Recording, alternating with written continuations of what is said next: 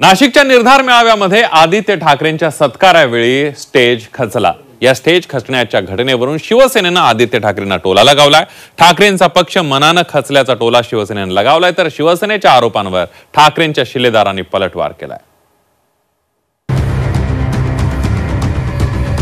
नाशिकमध्ये शिवसेना उद्धव बाळासाहेब ठाकरे पक्षाचं निर्धार शिबिर पार पडलं। या शिबिरात कोण काय म्हणालं, शिवसैनिकांना काय विचार देण्यात आले, यापेक्षा आदित्य ठाकरेंच्या सत्कारावेळी स्टेज खचल्याची चर्चा जास्त झाली।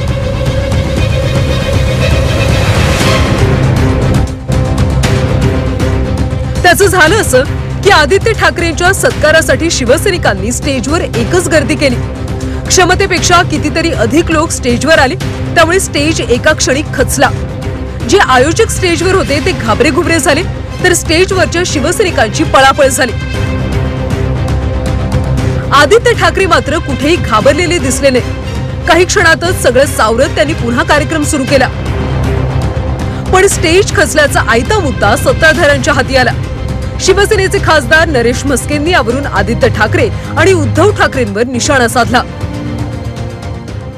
खचलेलं मन आणि खचलेला पक्ष आणि खचलेली वृत्ती आणि खचलेला नेता, एवढंच मी याच्यावरती बोलेन।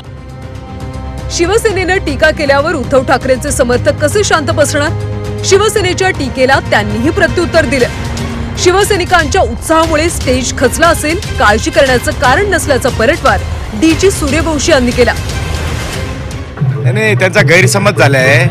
या महाराष्ट्राचं नव्हे तर देशाचं उभरतं नेतृत्व आदित्य ठाकरेवर प्रेम करणारे इतके लोक आहे। अनेक युवक, अनेक पदाधिकारी त्यांना भेटायला गेले आणि छोटा मोठा विषय झालेला आहे। असं काही नाही, ही उभारी आहे। जरी स्टेज खचलं पण आमचे मन स्ट्रॉंग झाले आणि जिल्ह्यामध्ये गाव तिथे शाखा आणि उद्धव साहेबांचे विचार आम्ही खेड्यापाड्यात पोहोचवणार। आदित्य ठाकरेंच्या सत्कारानंतर स्टेजचा खचलेला भाग दुरुस्त करण्यात आला। पण या खचलेल्या स्टेजमुळे सत्ताधारी शिवसेना आणि भाजपच्या हाती आयताच मुद्दा मिळाला, हे मात्र खरं। योगेश खरे, झी 24 तास, नाशिक।